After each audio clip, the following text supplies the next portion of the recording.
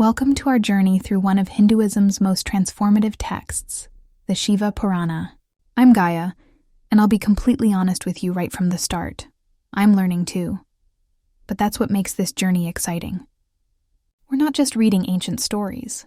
We're exploring a text that's over 1,000 years old. And yet somehow, it speaks directly to our modern chaos, the climate crisis, technological upheaval, the meaning crisis, and the mental health epidemic. The Shiva Purana doesn't offer easy answers. Instead, it gives us something far more powerful, a framework for navigating constant transformation. Ready to dive in? Let's begin.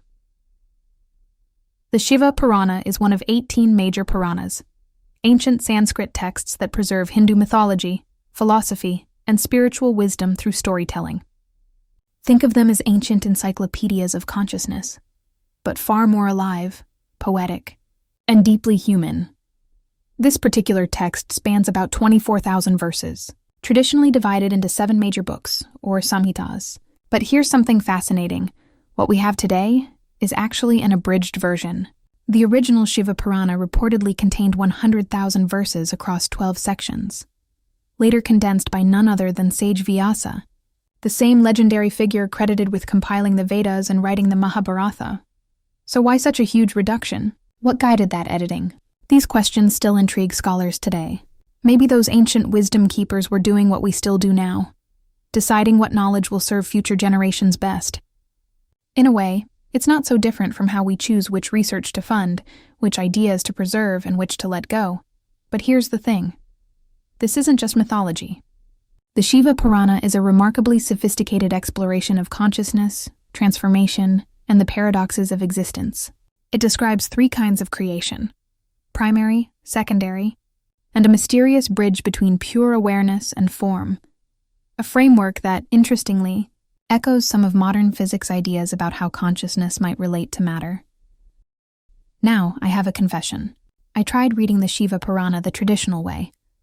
Thick translations, dense academic commentary, and honestly, I couldn't stay with it. My mind would drift.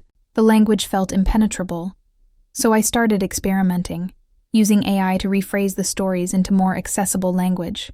And suddenly, the text came alive. Stories that once felt distant started to breathe.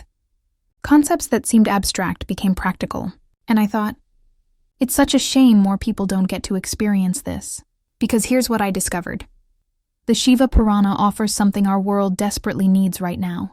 We're living in a time where everything feels uncertain, unstable, and overwhelming. We're told to find our footing, but the ground itself keeps shifting. The Shiva Purana doesn't promise stability. It teaches transformation. It doesn't offer certainty. It cultivates resilience. It doesn't give easy answers. It expands our capacity to hold complex questions. It presents life as cycles within cycles: creation, preservation, destruction, renewal. Not as tragedy, but as a cosmic rhythm. And when everything feels like it's falling apart, the Shiva Purana whispers, "This is how transformation works. Lean in. Dance with it." That's why I'm creating this series, Ancient Wisdom for Modern Chaos. Because these teachings aren't relics of the past. They're living guides for how to stay awake, grounded and open in a world that's always changing. So let's journey together. With curiosity, with reverence, and with a willingness to see how ancient stories might just illuminate the modern mind. Now let me share some fascinating academic context that makes this text even more intriguing. While 17 of the 18 Mahapuranas are universally accepted as authentic, there's been a centuries-old debate about the 18th.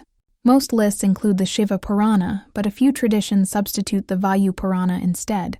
Why the disagreement? The Shiva Purana itself offers a clue.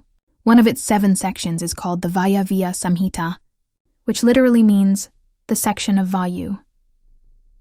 This suggests that these weren't rival texts at all, but interconnected wisdom traditions, part of a shared spiritual ecosystem, rather than a competition.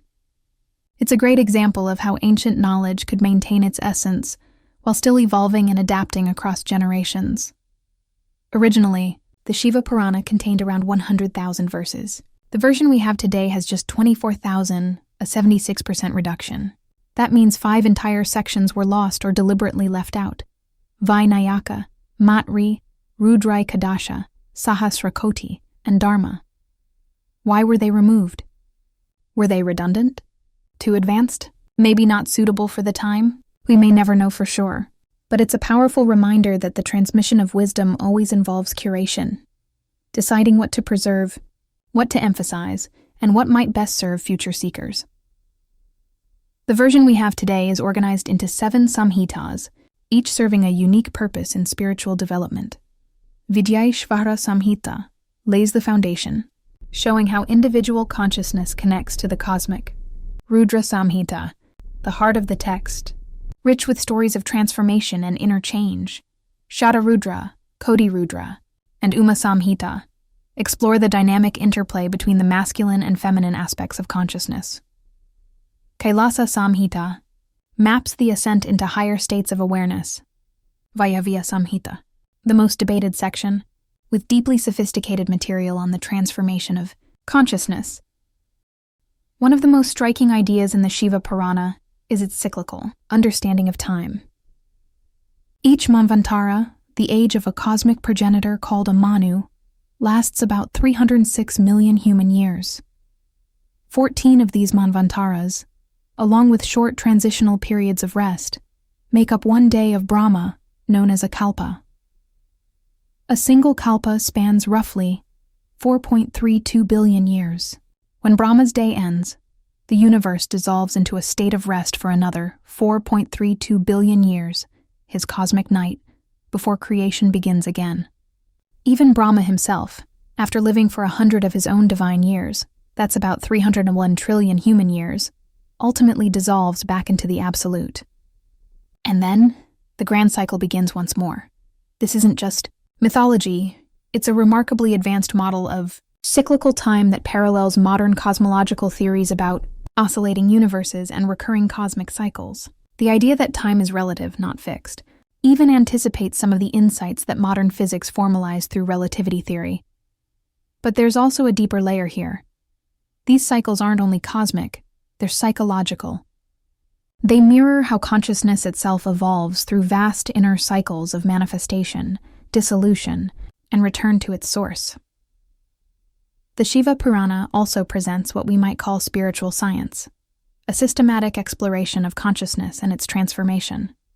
It lays out 3 forms of devotion, 8 methods for mental concentration, detailed accounts of chakras, and the progression from personal devotion to oneness and ultimate realization. This isn't abstract philosophy, it's practical spiritual psychology. And fascinatingly, many of its insights align with modern neuroscience and therapeutic research on meditation and altered states of consciousness. In other words, the Shiva Purana doesn't just preserve ancient mythology, it encodes a complete system for human transformation, bridging spirituality, psychology, and cosmology in one vast poetic vision. According to tradition, these stories were originally composed by Lord Shiva himself. They were later abridged by sage Vyasa, who passed this condensed version to his disciple Roma Harshana, who then taught it to his son Ugra Shravas Soti. This chain isn't just about preserving information. It represents an ancient understanding that sacred knowledge needs both divine inspiration and human wisdom to be shared meaningfully. Each link serves a purpose. Shiva brings the cosmic perspective, Vyasa offers scholarly discernment, and Sauti, the storyteller, gives it life, making it engaging, memorable, and alive for generations. What makes our exploration unique is the way we'll bring together reverence and inquiry, tradition and relevance. We'll look at these stories as both sacred literature and profound psychology, as historical texts and timeless wisdom. Here's how we'll do it.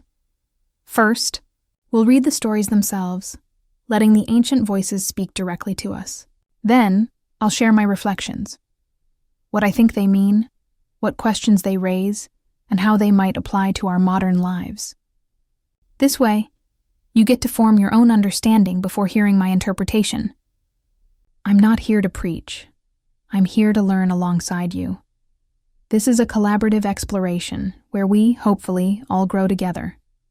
For authenticity, we'll use the respected J.L. Shastri English translation as our primary source, ensuring the original meaning stays intact while making it accessible to a modern audience. Understanding the Shiva Purana isn't just an academic exercise. It's the key to seeing why this ancient text still feels alive today. The scholarly debates remind us that wisdom is a living tradition.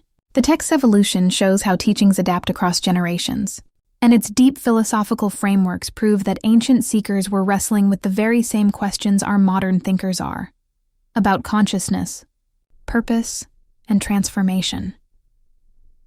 When we approach the Shiva Purana with both reverence and curiosity, we find not a relic, but a living resource, a time-tested guide for understanding the universe, the mind, and our search for meaning. And in times like ours, when everything feels uncertain, when identities shift and plans collapse, this text offers something radical: permission to let go, to dance with chaos, to find freedom in transformation itself.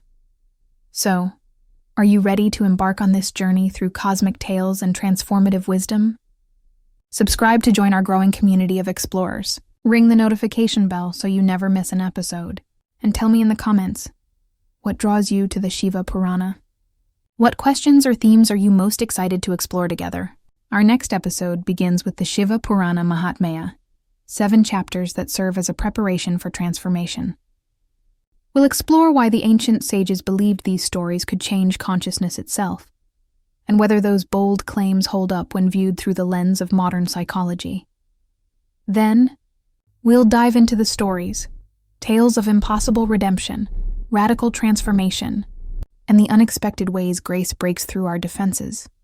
Until then, prepare your mind for wonder, your heart for transformation, and your spirit for the extraordinary journey ahead. Welcome to the Shiva Purana. Welcome to the dance of existence itself.